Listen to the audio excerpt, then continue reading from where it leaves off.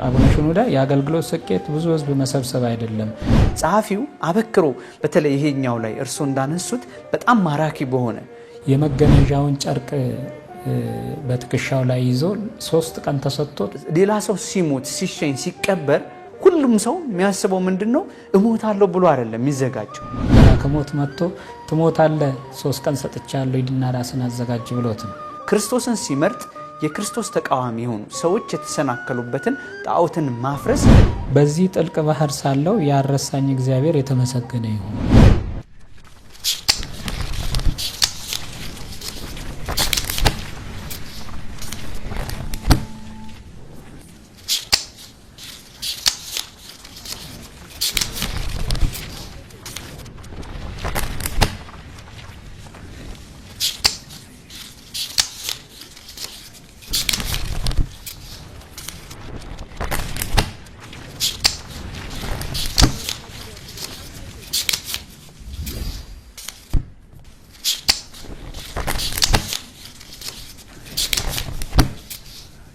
ሰላም ጤና ይስጥልኝ ክቡራን ተመልካቾቻችን እንደምን ቆይታችኋል? የአውደ መጽሐፍ ዝግጅታችን ጀምሯል።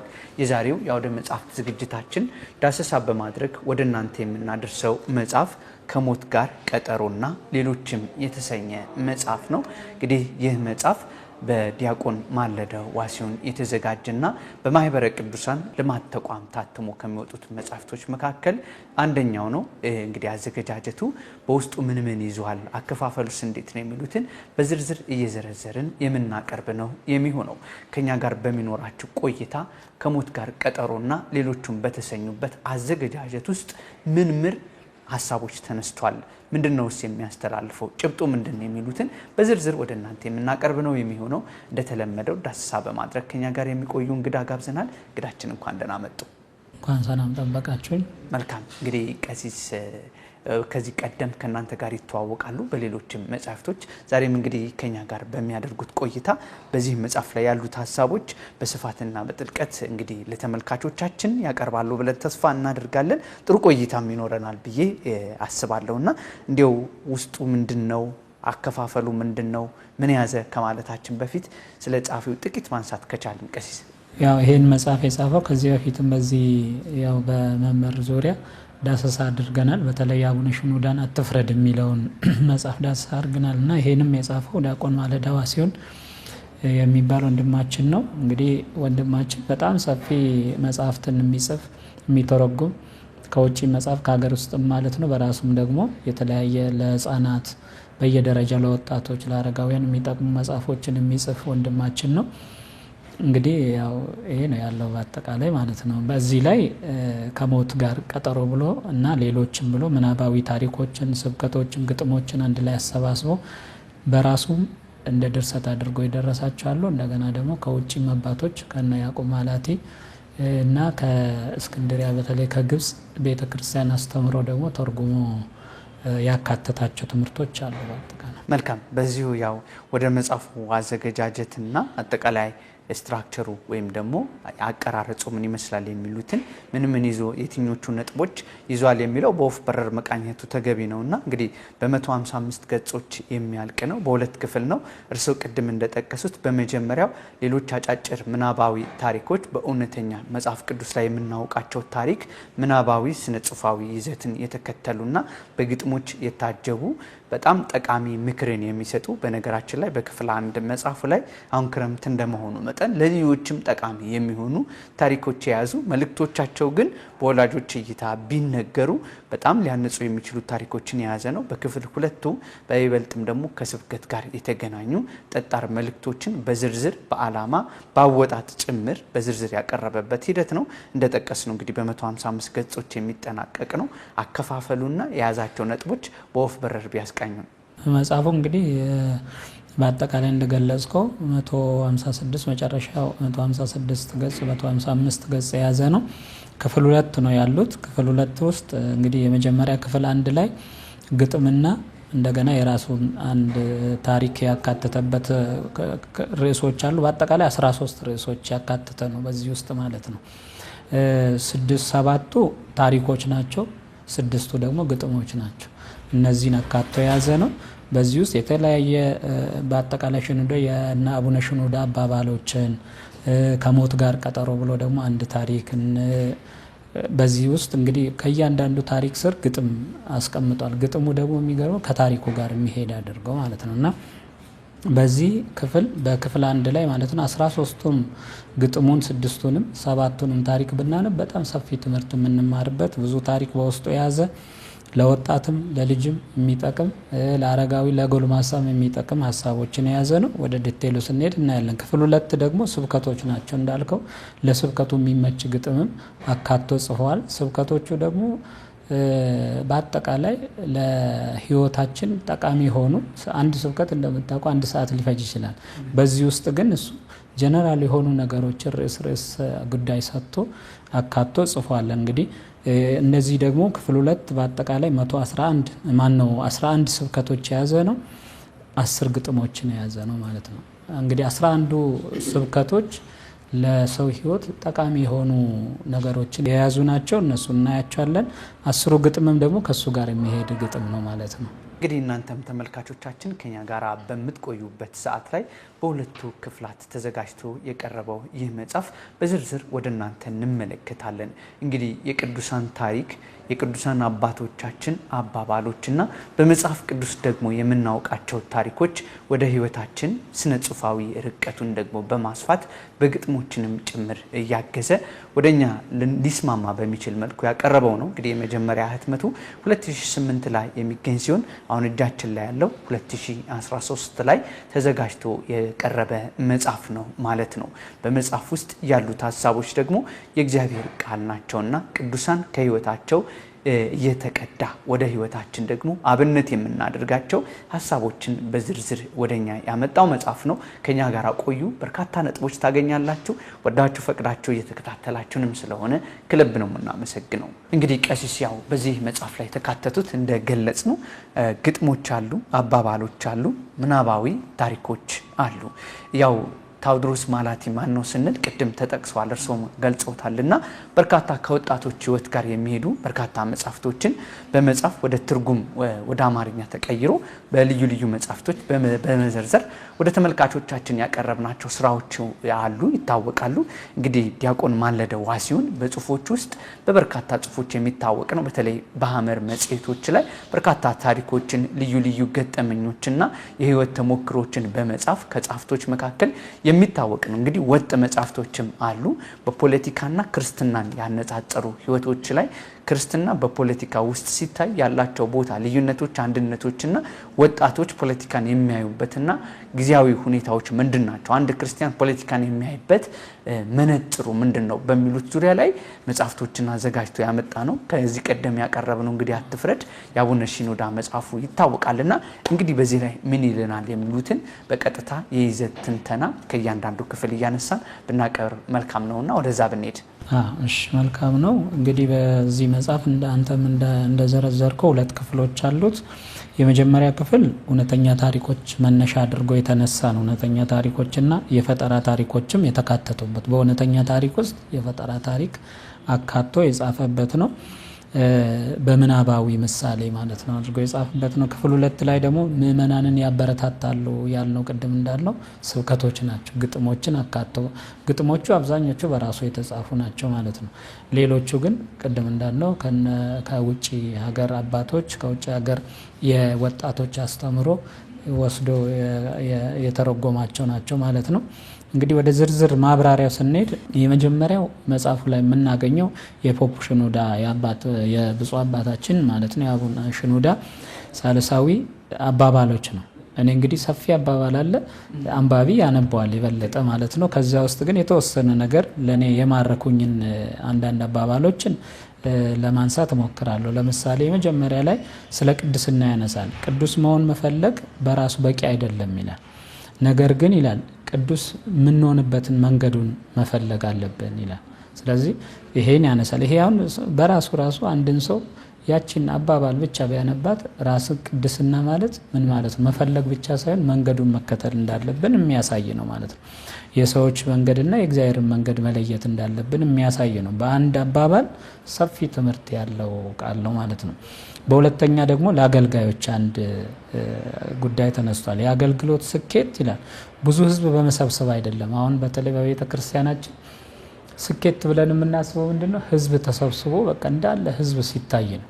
ስለዚህ ምን ይላሉ አቡነ ሽኖዳ? የአገልግሎት ስኬት ብዙ ህዝብ መሰብሰብ አይደለም፣ ወደ እግዚአብሔር ያን ህዝብ ማድረስ ነው ብሎ ይናገራል። እና ሌላ ፀሐይ ፊቷን ከምድር አዙራ አታውቅም ይላል። ነገር ግን ምድር ለፀሐይ ፊቷን ታዞራለች እንጂ ይላል። ፀሐይ ፊቷን ከምድር አዙራ አታውቅም፣ ምድር ለፀሐይ ጀርባዋን ትሰጣለች እንጂ። ይሄ እንግዲህ በእኛ ህይወት በጣም አስተማሪ ነው ማለት ነው። እግዚአብሔር እንደ ፀሐይ ነው፣ እኛ እንደ ምድር ነን ማለት ነው። እኛ ከእግዚአብሔር ፊታችን እናዞራለን እንጂ እግዚአብሔር ሰውን ከመጠበቅ ፊቱን አዙሮ አያውቅም የሚለውን የሚያስረዳ ክፍል ነው ማለት ነው። ሌላው በንስሐ ዙሪያ ደግሞ እግዚአብሔር ለምን ኃጢአት ሰራችሁ ብሎ አይጠይቀንም ይላል።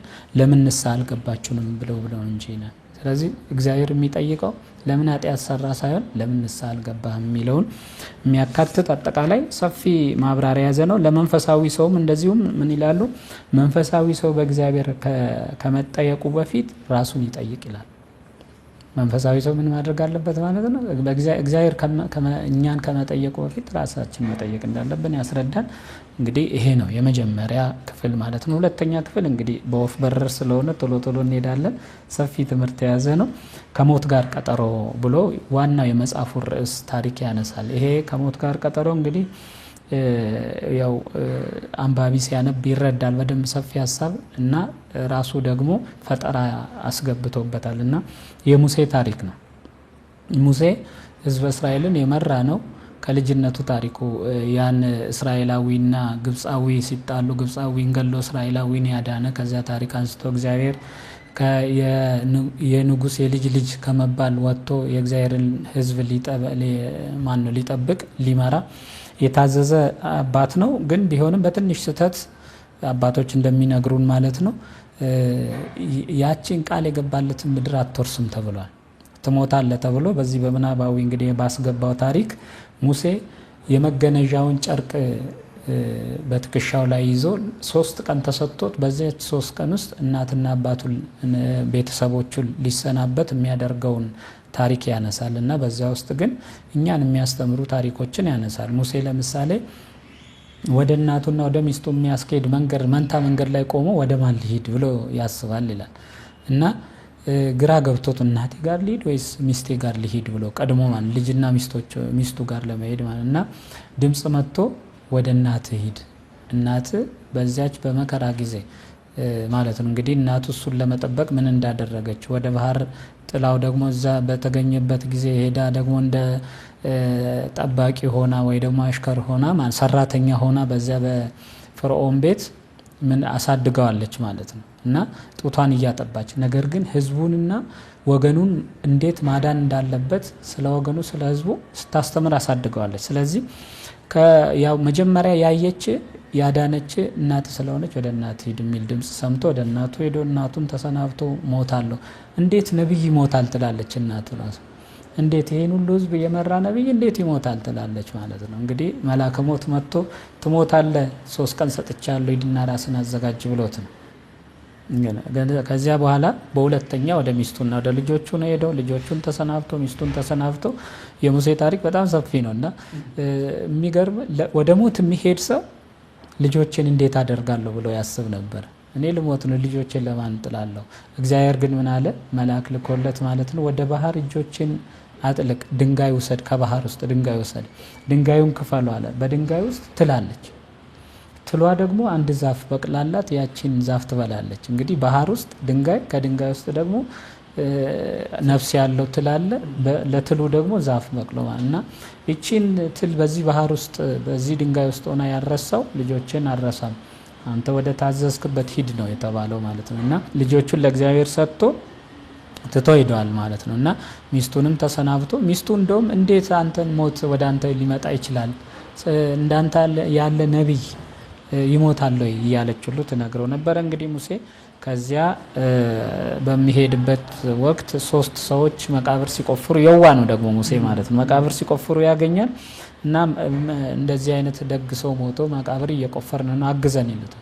ወደ ሞት የሚሄድ ሰው እንግዲህ ምን ያክል ደግሞ ታዛዥነቱ ማለት ነው። ያን መቃብር ቆፍሮላቸው እስቲ ወንድማችን ያንተን ያክል ሰው ነው የሞተው እና ገብተህ ለካልን መቃብሩን ይሉታል ማለት ነው። እና መቃብር ውስጥ ሲገባ ያው እዛው እንግዲህ ፍጻሜ ይሆናል ማለት ነው። እና ይሄ ሁለተኛው ክፍል ነው እንግዲህ ከሞት ጋር ቀጠሮ ያልን ሙሴ ቀጠሮውን እንዴት እንደፈጸመ የሚያሳይ በውስጡ ደግሞ ከሚስቱ ጋር ከቤተሰቡ ጋር ከእናቱ ጋር ያለውን ታሪክ ስናይ በጣም ለኛ አስተማሪ የሆነ ሙሴም ነብይ ስለሆነ በተለይ የትሉ እዛ በባህር ውስጥ ያለችው ድንጋይ ውስጥ ያለች ትል እግዚአብሔር እንዴት ይጠብቃት እንደነበረ ሰዎች ሀሳባቸው ለእግዚአብሔር መስጠት እንዳለባቸው የሚያሳይ በጣም ሰፊ አስተማሪ ታሪክ ያለው ነው። ይሄ የመጽሐፉ ዋናው ርዕስ ነውና እንዳያዩትም እዚች ጋር ሙሴ ሲያዩት ሙሴ ሲጸልይ እጆቹን ሲዘረጋ እዚህ ጋር ደግሞ ልጆቹና ሚስቱ አሉ በስዕላዊ መልኩ አስቀምጦታልና እዚህ ላይ የሚያሳየው ያው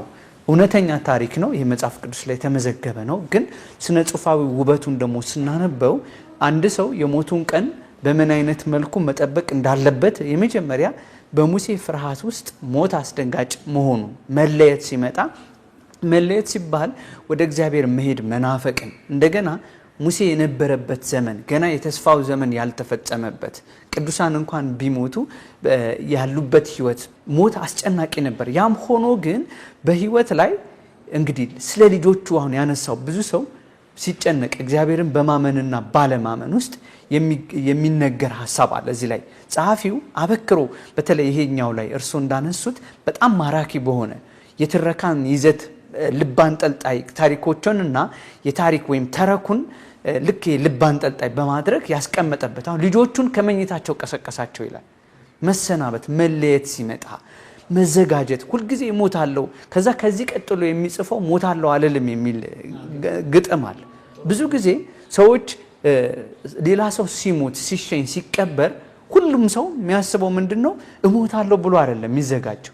ያ ሰው ሲሸኝ ሲሞት እከሌ ሞተ ኑ እንቅበረው እንጂ ነገ የኔ መጠራት ስለመሆኑ አናስተውልም። ምናልባት ይሄ ጊዜውም ሁኔታውም የተመቸ ነው። መጽሐፍ ቅዱስም እንደሚናገረው ሽሽታችሁ በክረምትና በሰንበት አይሁን ተብሏልና ሞቱን ይጠብቅ የነበረው ሙሴ ያ ነብይ ይሞታል ሚስቱም እናቱም እኩል ነው የጠሩ። አባታችን ዳዊት ሲናገር ሕያው ሆኖ የሚኖር ሞትንስ የማያይ ማን ነው ብሎ እንደተናገረው እንግዲህ በዛች ምክንያት እንግዲህ እግዚአብሔር በዛ በናባው ተራራ ሞቱ እንደሆነ ቢገልጽም ያው ሞት አይቀርምና መለየት ሲመጣ ግን ጭንቀቱ ግን ደግሞ በእግዚአብሔር ታምኖ እግዚአብሔር በሚጠራቸው ውስጥ የመጨረሻ ጭንቅ እንዳልሆነ ከትሉ የምንበልጥ እኛ ይበልጡኑ ደግሞ እግዚአብሔር ሊጠብቀን እንደሆነ ግን ራሳችንን ማዘጋጀታችን ከወዴት አለ?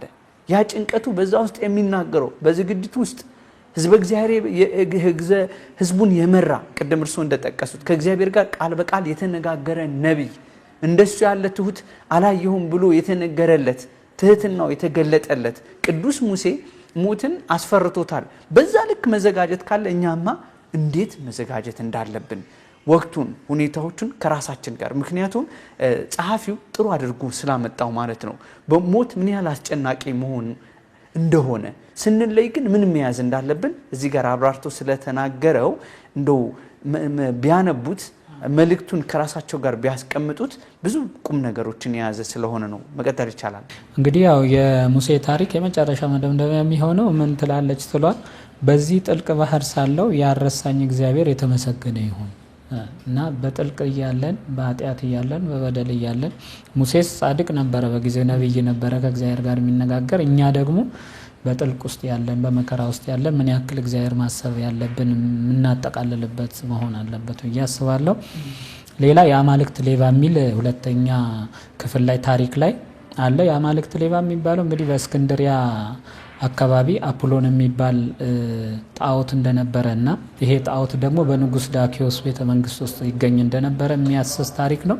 ያው ምናባዊ ታሪክ ጨምሮበት ነው መመራችን ማለት ነው። እና ሰዎች ለጣዖት ይሰግዱ ነበረ በዚያ ቦታ ማለት ነው። አንድ እንግዳ በዚያ ሀገር የሚኖር ሆኖ በእስክንድሪያ ማለት ነው ማጥራ የሚባል ሰው ማለት ነው መጥቶ ሰዎች ሲሰግዱ ለጣዖት ሲሰግዱ ያያቸዋል ዝም ብሎ ማለት ያያቸውና ለእግዚአብሔር ቅናት ገብቶት ዝም ብሎ በቃ ያን መጨረሻውን አይቶ ወደ ቤቱ ይገባል ማለት ነው። እንግዲህ ያው በዘመኑ እንግዲህ ክርስቲያኖች ተገደውም ወደውም ለጣዖት የሚሰግዱበት ጊዜ ስለነበረ ነው እና ቤት ገብቶ ስለዚህ ይሄ ጣዖት የቆመ ጣዖት ነው። ሁለቱ እጆቹ ከወርቅ የተሰሩ ናቸው ማለት ነው። አብዛኞቹ ጣዖታት ከወርቅ የተሰሩ ስለሆኑ ባዕድ አምልኮዎች ማለት ነው። ግን ማይናገር ምንም ማይል ሰዎች ይሰግዱለታል ማለት ነው እና ይሄን አይቶ ወደ ቤቱ ገብቶ ምን ላድርግ ብሎ ያስባል ማለት ነው። እና ቤት ገብቶ ምን አደረገ? ሌሊት ተነስቶ ይሄዳል እዛ ጣዖት የሚመለክበት ቦታ ማለት ነው እና ጠባቂዎች በጊዜው ተኝተዋል ይላል እና ተኝተው ይሄ ሰው ሄዶ ይገባና ሁለቱን የወርቅ እጆቹን ወስዶ ወደ ቤቱ ይገባል ማለት ነው እና ወደ ቤቱ ሲገባ ይሄ ሰው ደሃ ነው የሚገርም ማለት ነው። በዚያ የሚኖር ደሃ እንደውም ደሃ ነበረ ይላል ማጥራ ማለት ነው። ደሃ ነበረ እና ቤት ገብቶ ወርቁ ያጓጓል መቼም እጅ እንግዲህ ማለት ነው ወርቅ የሚያክል ሚስቱ እንደውም ምን ትላለች? ይሄ የማን ነው? እሷ ዝም ብላ ታወራለች፣ እሱ አይሰማትም። እሱ የሚያስበው ይሄ ወርቅ እንዴት ጥበበኛ ነበረ፣ ደግሞ ጠቢብ ነበረ ማለት ባለሙያ ነበረ ማለት ነው። እንግዲህ ወርቅ አንጣሪ ነበረ ማለት ይቻላል እና እሱ እንዴት ሰርቼ ምን አደርጋለሁ ብሎ የሚያስባል። እሷ ደግሞ ይሄ ወርቅ ኬታ መጣ ብላ ታወራለች።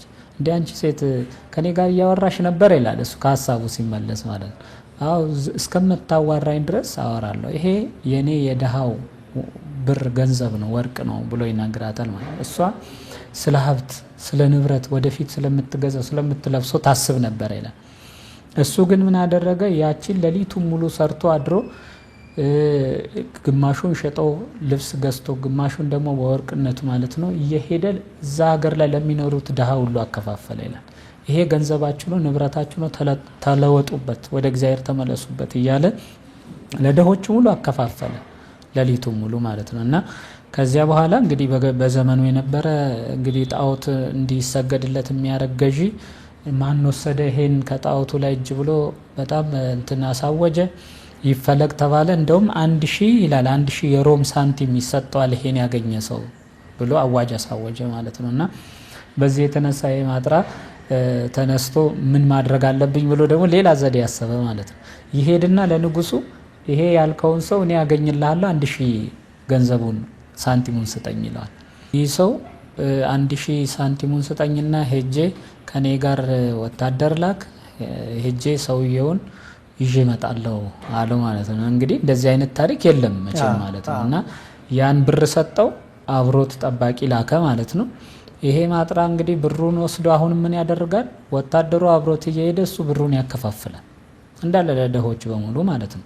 አከፋፍሎ ምን ብሎ ያንቺን 1 ሰዓት ነው የተሰጠው ማለት አከፋፍሎ ተመልሶ ይመጣል። አሁን እንግዲህ አንድ ገዢ ምን አይነት ስሜት እንደሚሰማው ማለት ተመልሶ ሲመጣ በድፍረት ሆኖ ማለት ነው ለምን መጣ? የት አለ ሰውየው? ሰውየውንማ ልነግርህ ነው። ሰውየው ማለት እኔ ነኝ ባጭሩ እንደው ማለት ነው። ሰውየው ማለት እኔ ነኝ፣ ወርቁን የወሰድኩ እኔ ነኝ፣ ይሄንም እንደዚህ አድርጋለሁ ይላል። ያ ወታደር መሰከረ። እኔ እውነት ነው እሱ ነው እንደዚህ አድርጎ ሲያከፋፍል አይቻለሁ ብሎ ይናገራል። እንግዲህ ይሄን ሰው እጆቹን አስረውት ማን ነው ማለት ነው በእሳት በምን አድርገው መከራ እንዳሳዩት የሚያሳይ ነው። እጆቹን ቆርጠውት የሚገርመው ሁለቱን እጆቹን ቆርጠውት እሱ ይጸልይ ነበር። እንዴ እጅ ሳይኖር እንዴት ትጸልያለህ ሁሉ ይሉት ነበረ ማለት ነው። ይሄ በጣም ሰፊ ታሪክ የያዘ ነው በውስጡ ማለት ነው እና ያዕቆብ ዘግሙድ የሚባል ታሪክ አሁን ስታይ ማለት ነው 38 ቦታ 39 አካባቢ ቦታ እጆቹ ተቆራርጦ እስከ መጨረሻው አንገቱ እስከሚቆረጥ ድረስ ይጸልይ ነበር ይላል። ይሄም ሰው እንደዛ ነው እንግዲህ ማለት ነው እና ከዛ እንደውም ስቀሉት ብሎ ይወስናል ማለት ነው። እንዴ ምኑን ነው የምንሰቅለው? እጆቹ እኮ ተቆርጧል ይሉታል ማለት ነው። ዞሮ ዞሮ ግን በአጠቃላይ እንደዚህ ሆኖ ሰቀሉት ይላል። በመጨረሻ ላይ እንግዲህ ትከሻዎቹን ቸነከሩት ብሎ ይሄን ይናገራል። እንግዲህ ከዚህ በጣም ሰፊ ትምህርት የምንማርበት ነው። አንደኛ ይህ ሰው ማለት ነው ሲጸልይ የነበረው ጸሎት እንደገና ሲያደርግ የነበረው ጣዖት በሚመለክበት ክርስቲያን በሚሞትበት እሱ በድፍረት ገብቶ ጣዖት ቤት ገብቶ ያን ጣዖት ወስዶ ደግሞ ለራሴ ለጥቅም ሳይል እንደዛ ማድረጉ ለኛ በጣም ትልቅ ትምህርት የሚያስተምር ነው። እኛ ሳውን ያለንበት ምን አይነት ህይወት ውስጥ ነው ማለት ነው። ቀጥታ ጣዖት የሚመለክበት ዘመን ላይ ባንኖርም በዚህ ጊዜ ግን ፍቃዳችንን ገዝተን እንደዚህ ሰው ማለት ነው ከሁሉ ጋር ከህይወታችን ከፍላጎታችን ጋር ታግለን መንፈሳዊ ብልጽግና መንፈሳዊ መንግስተ ሰማያትን የምንወርስበትን ስራ እየሰራን ነው ወይ የሚለውን የሚያሳይ ነው። ሚስቱ እንኳን ስለ ነዋይ ስለ ወርቁ ስታስብ እሱ ግን እንዴት በዚያ ወርቅ ሰጥቶ ነዲያንን ለነዲያን ማለት አባቶች በእርግጥ ብዙ ታሪክ አለ። አባቶች ራሳቸውን ሸጠው ሁሉ ለነዲያን የሚከፋፍሉ ነበሩ እና ከዚህ ሰፊ ታሪክ የምንማርበት ነው ማለት ነው። መጨመርበት አይ ያው እናንተም ተመልካቾቻችን እንደነዚህ አይነት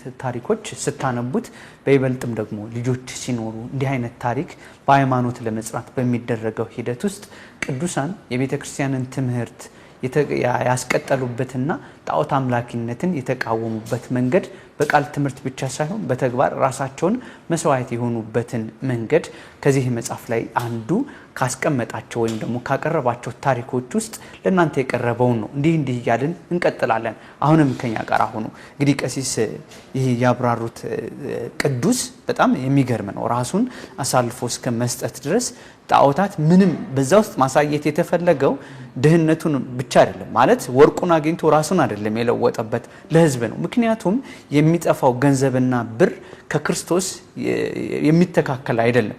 እሱ ገንዘቡ ክርስቶስ ነው። በዚህች ዓለም ሲመላለስ ሰዎች የሚሰበስቡት ነዋይን አይደለም መጀመሪያ የመረጠው። ክርስቶስን ሲመርጥ የክርስቶስ ተቃዋሚ የሆኑ ሰዎች የተሰናከሉበትን ጣዖትን ማፍረስ ምን ያህል ቅድስና እንደሚያስገኝ አስቀድሞ አወቀ። ሰዎች የተሳሳተውን ነገር ሲያመልኩ ደግሞ ይሄ እጅ ያለው የሚንቀሳቀስ ሰዎች በአእምሯቸው አምላክ የሚሉት ነገር ግን ምንም ማድረግ እንዳይችል ለሰዎቹ አሳያቸው። በታሪክ ውስጥ ያመኑ ያደነቁ ነበሩ። ሊገሉ ያሰቡት ሰዎች ወደ ክርስትናው እንደመጡ በዚህ ታሪክ ውስጥ ይናገራል። እንግዲህ ጣዖት በማምለክ ውስጥ ሰዎች በብዛት የንጉሱን አዋጅ ፈርተው ሲያመልኩ፣ እሱ ግን ቀጥታ ሄዱ ደፈረው። ምንም ማድረግ እንደማይችል ወርቁን ከሱ ላይ ወሰደ፣ ለድሆች አከፋፈለ። እንደገና ይፈለጋል የሚል አዋጅ ሲወጣ ሰውየውን እፈልገዋለሁ አለ፣ ለድሆች ሰጠ። ይህ ሰው ራሱን መለወጥ በገንዘብ ብቻ ያስፈልገዋል እኮ አይደለ? አሁን ስግብግብነት ይበቃኛል አለ ማለት አሁን እግዚአብሔር የሌለበትን ህይወት መምረጥ እንዴት ዋጋ ሊያስከፍል እንደሚያሳይ ከዚህ መምህራችን ካስቀመጠው ወይም ካመጣለን ታሪክ ላይ ከእግዚአብሔር ጋር ሲኮን ሰዎች ሁሉ ሲስቱ አንድ ሰው ብዙ ነገር መፍጠር እንደሚችል አንዱ የምንማርበት ነው። ቀጥሎም ደግሞ ግጥሞች ስላሉት ያንብቡት። ሶስተኛ ደረጃ ላይ የነብዩ ጥያቄዎች ነው። ይሄ የቅዱስ ዳዊት እንግዲህ አባቶቻችን በአንድምታም በትርጓሜም እንደሚያስተምሩ ቅዱስ ዳዊት የሚጠይቃቸው ጥያቄዎች የሚጸልያቸው ጸሎቶች ስለ ሶስት ነገር እንደሆነ ያስባሉ። እዚህ ላይም የተነሳው እንደዛ አይነት ነገር ነው። ይሄውም አንደኛ ስለ ራሱ ነው የሚጸልየው፣ ሁለተኛ አዳምንም አብነት አድርጎ ይጸልያል ብለው የሚናገሩ አሉ። እንደገና ሰዎችን ደግሞ ሰዎች ያው እንዴት ወደ እግዚአብሔር መጸለይ እንዳለባቸው ሰዎችን አስቦ ማለት በጊዜው እኔ መዝሙረ ዳዊት የምደግም ከሆነ ዳዊት ነውኝ ራሴን ነው ማለት ነው እንትን የማስበው ማለት ነው። እና በእንደዚህ አይነት ነው። እዚህ ላይ ግን ምንድነው የተነሳው የነብዩ ጥያቄዎች ብሎ ከራሱ የቀረቡ የነብዩ ጥያቄዎችን ያነሳል። ለምሳሌ እኔ አንድ እንትን አንስቻለሁ ከዛ ውስጥ ማለት ነው። ሰፊ ነው ያው አንባቢ ያነባል። እና ጆሮውን የተከለው አይሰማምን? ዓይንን የሰራው አያይምን? ይላል። ይሄ እንግዲህ እግዚአብሔር አያይም እግዚአብሔር አይሰማም ብለን የምናደርጋቸውን ነገር ቁልጭ አድርጎ የሚያስቀምጥ ነው ማለት። ስለዚህ ጆሮን የተከለ እግዚአብሔር ምን ይላል? ይሰማል። ዓይንን የተከለ እግዚአብሔር ደግሞ ዓይን ያያል ማለት ነው። ስለዚህ ሁሉን እግዚአብሔር እንደሚሰማ እንደሚያይ በግልጽ ያስቀመጠበት ነው። ይሄ እንግዲህ ከራሱ የቀረቡ ዳዊት እንግዲህ ቅድም እንዳልኩት ስለ ራሱም ነው፣ እንደገና ስለ ሕዝበ እስራኤል መከራ ነው፣ ስለ አዳም መከራ ነው። እኛም ደግሞ እዛ ቦታ ሆነን ስለ ራሳችን የምንጸልየው ጸሎት ነው። ለሌሎች ደግሞ የቀረቡ የነብዩ ጥያቄዎች ብሎ ደግሞ አንድ ላንሳ። እናንተ የሰው ልጆች እስከ መቼ ድረስ ልቦናችሁን ታከብዳላችሁ? ይላል። እንግዲህ ሰዎች ምን ያክል ልባቸው ደንዳና እንደሆነ ወደ ንስሐ አለመመለስ፣ ወደ እግዚአብሔር አለመመለስ። አሁን ሰው ሲያነብ ዝም ብሎ አንዳንዴ በየፌስቡኩ በየሚዲያው የሚለቀቁ አባባሎች እናያለን። አጫጭር ንግግሮች የአቡነ ሽኖዳ ምናምን እናያለን ማለት። ሰው ከዛ ህይወት መማር ይልቅ ሰርፕራይዝ ሆኖ ነው የሚያልፈው ማለት ነው። ግን እያንዳንዱ ህይወት እያንዳንዱን ክርስቲያን የምትቀይር ነች አይደል? ዮሐንስ አፈወርቅ እንደሚናገረው አንድ ሰው በአንድ ቃል ነው የሚቀየረው ማለት ነው። እና ስለዚህ እነዚህ እንዲሁ ዝም ብሎ ተነበው የሚታለፉ አይደሉም። እና መዝሙር 4:2 ላይ ነው እስከ መቼ በሰው ላይ ትቆማላችሁ ደግሞ ይላል መዝሙር 62 ቁጥር 3 ላይ ማለት ነው። እና ይሄን የመሳሰሉትን እንደገና ነብዩ ደግሞ እግዚአብሔርን ይጠይቃል ይላል። እግዚአብሔርን የጠየቀባቸው ቦታዎች አሉ። አቤቱ ለምን ርቀህ ቆምክ? ይሄን ስለራሱ ነው። አዳምም ደግሞ ያኔ ይጠይቅ የነበረ ማለት ነው። መቼ ነው የምታድነኝ ብለው የሚናገሩ አቤቱ ለምን ርቀህ ቆምክ? በመከራ ጊዜ ለምን ትሰወራለህ? ይላል መዝሙር 10 ከቁጥር 1 ላይ ማለት ነው። እና ይሄ እንግዲህ ነብዩ ስለራሱ ስለ ሰዎች እና ነብዩ እግዚአብሔርን የጠየቀባቸው ክፍሎች ያሉበት ክፍል ነው ይሄ ማለት ነው። በዚህ ክፍልም የራሱ የሆነ ግጥም አለው። ግጥሞቹን እነሱ ያንብቡት። ያው እዚህ ላይ በርካታ ወደ 36 ነጥቦች ናቸው በመጽሐፉ ላይ የተካተቱት። እያንዳንዱን ስለማናብራራው በተለይ ክፍል አንድን ከመዝጋታችን በፊት ማንሳት ያለብን አንድ ቅድስት አለች፣ ቅድስት ቴዎድራና ታሪኮቿ በዚህ ላይ የተብራራበት መንገድ አለ። እሱም ቢነግሩንና ሌሎቹ ግን እነሱ ራሳቸው በቃ በወፍ በረር ስለሆነ እንግዲህ በዚህ ታሪክ ውስጥ የጋብቻ ገጽታ ያጠቆረ ስለ ቀበሮ ታሪክ ተነስተዋል። ቀበሮ ምን ያክል ተንኮለኛ እንደሆነ በእኛም አባባል ለሰው ሞታ አነሰው ብላ ተናገረች ቀበሮ ይባላል ማለት ነው። ይሄ ሰፊ ታሪክ አለው ግን እና የጋብቻ ገጽታ ደግሞ የቀየረ ቀበሮ እዚህ ውስጥ ጸሐፊው ያካተተው በጣም በሚገርም ሁኔታ ነው። በተለይ ለልጆች የሚሆን ነው። ለልጆች ይሆናል። ቀበሮና ከቤተሰቡ ጋር ነብርም ከቤተሰቡ ጋር አብረው ጎረቤት ሆነው ሲኖሩ ነብርን ከአካባቢው ለማስወጣት ቀበሮ የተጠቀመባቸው ሜቶዶች የሚያሳይ ነው። ዘዴዎች የሚያሳይ ነው። ተንኮሎች ነው በብዛት። በተለይ የነብር ሚስት ቀበሮ ነው ነብርን ስትመክረው ቀበሮና እባብን አትመን፣ የቀበሮ መሳብ ማለት ነው ለክፋት ነው ትል ነበረ፣ ለወዳጅነት አይደለም ትል ነበርና ዞሮ ዞሮ አንባቢ ቢያነብ ማለት ነው በጣም ሰፊ ታሪክ አለው። ቀበሮ አንበሳን እንዴት እንደገደለ እንደገና ቀበሮ ደግሞ ታሪክ አንጥቶ ነብርን ለማሳመን የማይሆኑ ታሪኮችን እያመጣ ሲያሳምነው እንደነበረና ደግሞ ያንኑ ነው የሚናገሩትና በመጨረሻ ግን ነብሩ የቀበሮን እንትን አታላይነት ሳያውቅ ቀርቶ የሚስቱንም ምክር ሳይሰማ ቀርቶ ሄዶ መጨረሻ ላይ እንደሞተ ከነ ቤተሰቡ ያሳያል። እንግዲህ ይሄ ምንድነው ለኛ የሚያስተምረን? ቤተሰባችንን ቅድሚያ መስማት እንዳለብን ከጓደኛ ይልቅ ማለት የሚለውን ነው። ሌላ እንግዲህ አምስተኛ የእንባ ልጅ የሚል ደግሞ ታሪክ አለ። እሱም ሰፊ ታሪክ ነው። በተለይ አንባቢ ቢያነበው ሰፊ ታሪክ ይማራል። አንዲት ልጅ ለልጇ 20 ዓመት እንዴት እንዳለቀሰች ልጇ በጊዜው እንግዲህ ዘመኑ አሁን የፍልስፍና ዘመን ስለሆነ ማለት ብዙ ወጣቶች በተለይ በፍልስፍና ውስጥ ገብቶ ስንት መጽሐፍ በማንበብ ማለት ነው ጊዜያቸውን የሚያጠፉ በሚዲያ በብዙ አይነት ነገር ራሳቸውን እያጠፉ ያሉበት ጊዜ ነው እና ይሄ እንደውም በዚህ ጊዜ በጣም አስተማሪ ታሪክ ነው። እቺ ልጅ ግን ልጇ ከዚያ ከፍልስፍና ውስጥ እንዲወጣ በጣም ጸሎት ስታደርግ የነበረበት ነው። በመጨረሻ ግን በዚያ በእንባዋ ልጇ በአንዲት የቅዱስ ጳውሎስ ቃል ወጥቶ ወደ እግዚአብሔር እንደተመለሰ የሚያስረዳ ክፍል ነው። ይሄ የእንባ ልጅ የሚለው ማለት ነው። በእንባዋ ልጇን እንዴት እንዳገኘች የሚገርመው እዚህ ላይ በጣም ሊታለፍ የማይገባ ማለት ነው። ይህ ሰው በፊት ከፍልስፍና ባሻገር ዝሙት ውስጥ ሁሉ የገባ ነበር እና በዝሙት የሚያውቃት ሚስቱ እሱ ወደ እግዚአብሔር ከተመለሰ በኋላ መታ በር ታንኳኳለች እና ስታንኳኳ ምን ይላታል? አንተ አይደለም ድምፁን እየሰማች ማለት ነው። አይ እሱ ሞቷል ይላታል ማለት ነው። አሁን የሚያናገረኝ ማን ነው ታዲያ? አሁን በሱ ውስጥ ያለው ክርስቶስ ነው የሚያናግርሽ ይላታል ማለት ነው። እና እቺ እውነትም አሁን የሚያናግረኝ ክርስቶስ ነው፣ ስለዚህ እኔ ክርስቶስን የት አገኛለሁ እያለች እያነባች በመጨረሻ ላይ ይሄ ሰው ወደ ራሱ ተመልሶ እናቱን አስደስቶ እና በክርስትናም ሰፊ ታሪክ ያለው ሰው ነው ተብሎ ይጠቀሳል ማለት ነው። ይሄ ለአስተምሮ ለምእመናን አስተምሮ ብሎ ያስገባ ነው ማለት ነው። በእኛ ቤተክርስቲያን በእርግጥ ቅዱስም ተብሎ የሚጠቀስ ሰው አይደለም። ቅዱስ አይባልም። ያው ታሪክ እንደ ታሪክ ዝም ብሎ ካሉት በየዘመኑ ከተነሱት በትምህርቶቻቸው ከሚታወቁ በክርስትናው አስተምህሮ ውስጥ የሚጠቀሱ ናቸው። በእኛ ቤተክርስቲያን ደግሞ ስሙን ወይም ደግሞ ከትምህርቶቹ መካከል ወይም ደግሞ አስቀድሞ ይሄ ፕሪደስቲኔሽን የሚባለውን ሀሳብ የሚቀበልና የሚያራምድ ከዛ በኋላ ደግሞ የካልቪኒስት ቲዮሪን የፈጠሩ ሰዎችን የወለደ ሰው አውግስቲን የሚባል ሰው እንደሆነ በዚሁ አጋጣሚ ያውቁታልና ሰዎች ከጥፋት የእግዚአብሔር ኃይል እንዴት እንደሚመልሳቸው አሁንም በራስ ማስተዋል ውስጥ ግን ሲደገፍ ይህ ሰው መጨረሻው በራስ ማስተዋል እንደማይለቅና መሰረታችን በክርስቶስ ካልሆነ የወላጆቻችን ጸሎትን ተከትለን ምንም መሰረትበት መሰረት ኦርቶዶክሳዊ ካልሆነና በፍልስፍና መሰረት ላይ ካለ ለመጥፋታችን ቅርብ መሆኑ አስከትሎ የሚያቀርበው ግጥምም አንደኛው ለዚህ ማሳያ ነው። ለካስ ጠፍቻለሁ የሚል ሐሳቦች ስላሉት ነውና ብዙ ጊዜ የሚነገር አለ። በማቴዎስ ወንጌል ተጠቅሶ የሚገኘው 5ቱ ልባሞች ተብሏል። እንግዲህ ብዙ ግጥሞች አሉት ብለን አይደለም የምናወራው። እስቲ አንዱን እንጋብዛቸው። እንዲህ ይላል፣ ለካስ ጠፍቻለሁ ይላል እዚህ ላይ። ወደዚያ ወደ ምስራቅ ወደ ሰርጉ ስፍራ ልደርስ ጓጉቼ ሳይገባ ሙሽራ በየት እንደሚሄድ በውል ሳላጣራ ወደ ሰዶም መንደር ገባሁኝ ሳልፈራ ከመንገዱ ስፋት ካቋራጩ ብዛት ከህዝቡ ትርምስ ከሁከት የተነሳ እንዳልወጣ ዳግም መግቢያዬም ተረሳ።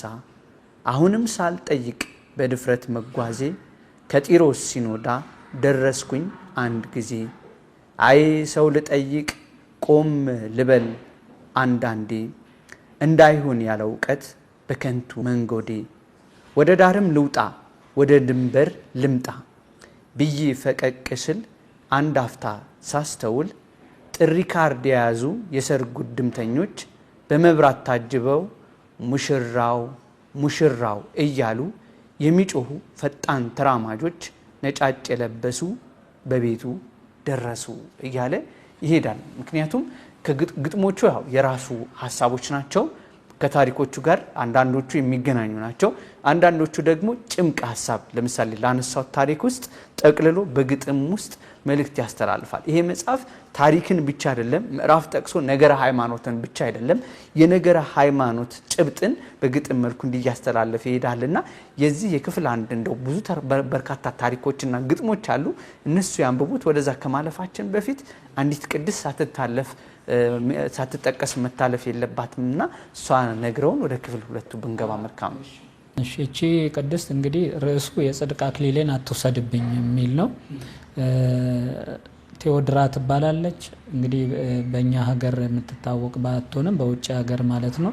ይሄ በጣም ውብ ታሪክ ያለበት ክፍል ነው ማለት ነው። እንግዲህ በዚያ ዘመን በእስክንድሪያ ነው። ይሄም እንግዲህ አብዛኛው በተለይ በእስክንድሪያ ከተተረጎሙት ለወጣቶች ለምእመናን ተተርጉሞ ለአስተማሪነት ከተጻፉ መጽሐፍ የተረጎመው ነው ይሄ ማለት ነው። እና በእስክንድሪያ በዚያ ከነበሩት መኳንንት አንዲት በሱ የተወደደች ሴት ነበረች ይላል። እቺ ተወድራ የምትባል ነች። እቺ ሴት እንግዲህ በዚያ ዘመን ጣዖት የሚመለክበት ዘመን ነው። እሷ ግን በክርስትናዋ ጸንታ የቆመች ነች እና ይሄ መኮንን እሷን ይወዳትና እሷን ካላገባውሽ ይላታል ማለት ነው። እኔ ክርስቶስ ሙሽራ ነኝ፣ ብዙ ቅዱሳን እንደሚሉት እኔ ክርስቶስ ሙሽራ ነኝ፣ እኔ ላንተ ልሆን አይገባኝም። እንደገና ደግሞ አቋማም የነበረው ክርስቲያንን እንጂ እኔ ሌላ ሰው አላገባም የሚል ነበር ከክርስቲያን ውጭ። ይሄ ግን ደግሞ ንጉስ ነው እንግዲህ ማለት ነው። የሚገርመው በተለያየ አይነት ሰይጣን ሁሉ እየተመሰለ ይመጣባት ነበር። ለምን አታገቢውም እያለ ማለት ነው። እኔ ክርስቲያን ነኝ እያለች ለሱ ሁሉ ትጸልይ ነበር፣ ለዚህ ሰው ልቦና እንዲመለስ ማለት ነው። እና የጸና ሐሳብ ነበራት ይላል በክርስትና ማለት ነው። የጸና ሐሳብ ደግሞ የነበራት ማለት ነው የድሮዎቹን እንዴት ክርስትና እንዳስቀጠሉ ክርስትና ራሱ ብዙ ጊዜ እየጠፋ እንደሚለመልም ደግሞ ማለት ነው። ብዙዎች ሲጠፉ ክርስትና ያብብ እንደነበረ ታስብ ነበረና በዚህ ውስጥ ጽናትን እንትንትል ነበረ ማለት ነው። እና እንግዲህ ሰፊ ታሪክ ነው ያለው ማለት ነው። እና በዚህ ውስጥ ግን አንድ ጊዜ ተይዛ ምን ይላል እንደውም በዚህ አንድ ቤተ ቅሬ የሚባል አለ። ቤተ ቅሬ ማለት የሴተኛ ዳሪዎች መሰብሰቢያ ማለት ነው። እና ይህ መኮንን ምን አለ፣ እኔ አለ አንቺን ማግባት ቢያቅተኝ ድንግልናሽን ንጽህናሽን የሚያስደፍርበት ቦታ ላይ እልክሻለሁ አላት። ቤተ ቅሬ ማለት እዛ መሰብሰቢያ ቦታ ማለትና ወደዛ ውሰዷት ብሎ ወደዛ ላካትና እንግዲህ እሷ ላይ ውሳኔ ያስተላልፈው ማለት ነው። በዚህ ወቅት እንግዲህ ታስራ በዚያ ቦታ ያለች አንድ ዴዲሞስ የሚባል ሰው ክርስቲያን ነው። የወታደር ልብስ ለብሶ እሷን ለማዳን ገባ ይላል እዛ ቦታ ላይ ማለት ገብቶ አንቺ ጥፊ አላት፣ እኔ ላንቺ ያዝልሻለሁ ጥፊ አላት። ከዚያ በኋላ ያው አንድ ክርስቲያን እሷን እንዳዳናት ተሰማ ማለት ነው። እና ይሄ ሲሰማ ንጉሱ ማን ነው ይሄን ያደረጋለ? ሰውየው እዛው ስላለ ማለት ነው። ሰውየው በቃ እንዲሞት ተደረገ፣ ተፈረደበት ማለት ነው። እሱ ተይዞ እንግዲህ እየደበደቡት ወደ ሞት ቦታ እየወሰዱት እቺ ሴት ኳላ መታ ማለት ነው ትይዘዋለች። አንድ ድንግል የተሸፋፈነች ሴት ያዘችው ይላል። እቺ ቴዎድራ ነበረች ማለት ነው። ለምን ያዘችው? ይሄም ክርስቲያን ነው፣ ወደ ሞት እየሄደ ነው። እና ምን አለችው? የጽድቅ አክሊሌንማ አትቀማኝም፣ ሌላውን እኔን ማዳንክ ጥሩ ነው፣ ግን የጽድቅ አክሊሌን አትቀማኝም ብላ ሄዳ እኔ ነኝ ብላ በግልጽ ታይታ እንደሞተች ያው ሰማዕት እንደሆነች ይናገራል ማለት ነው። እንግዲህ ለእኛ በጣም ሰፊ ትምህርት የሚሰጥ ነው።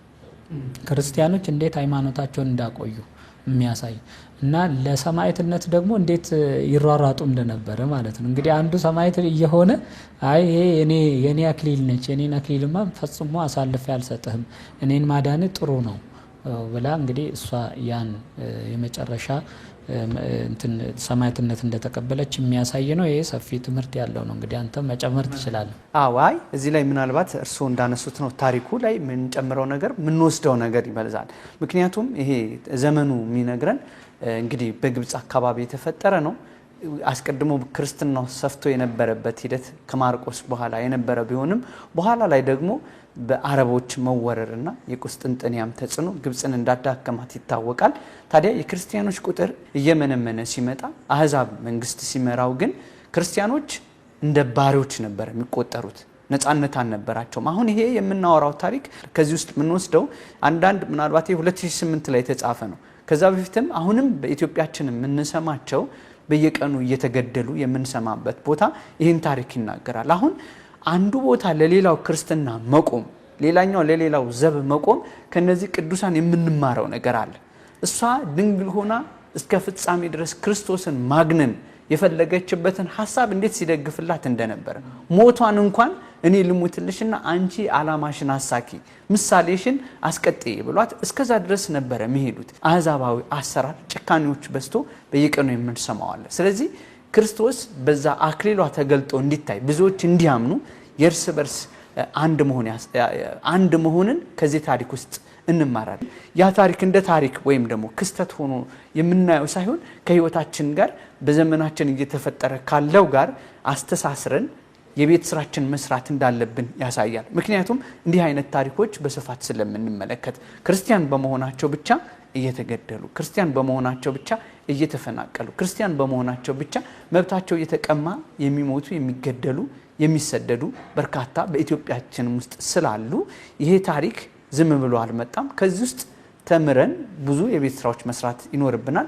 እናንተም ተመልካቾቻችን በዛሬ የአውደ መጽሐፍት ዝግጅታችን እያቀረብነው የምንገኘው መጽሐፍ ከሞት ጋር ቀጠሮና ሌሎችም የተሰኘው መጽሐፍ ነው። ታዲያ በዚህ መጽሐፍ ውስጥ አጫጭር ታሪኮች፣ አባባሎችና ስብከቶች እንደዚሁም ደግሞ ምናባዊ ታሪኮች ተካተው በአንድ ጥራዝ ላይ የተቀመጠ እስትግቡ የሆነ መጽሐፍ ነው። በዚህ የሚቀርበው መጽሐፍ ታዲያ በህይወታችን ወደ እግዚአብሔር ሊያቀርቡን የሚችሉ ስንቆችን እያያዝን ከኛ የሚጠበቀውን እያንዳንዱ ክርስቲያናዊ አገልግሎታችን ምን መሆን እንዳለበት የሚጠቁም ነው። አሁንም ከኛ ጋር ሆኑ በርካታ ነጥቦችን ታገኛላችሁ። መልካም ቀሲስ፣ እንግዲህ ይህ መጽሐፍ የተዘጋጀው ቅድም በመግቢያችንም ላይ እንዳነሳ ነው 2 ክፍሎች እንዳሉት ይናገራል። አንደኛው ክፍልና ሁለተኛው ክፍል። አንደኛው ክፍል ግን በቀደምዳቤው እንዳየኑ ይመስላልና ሁለተኛው ክፍል ላይ እስቲ ዋና ዋና ነጥቦች የምንላቸው ምንድናቸው የሚሉትን ተመልክተን ብንጨርስ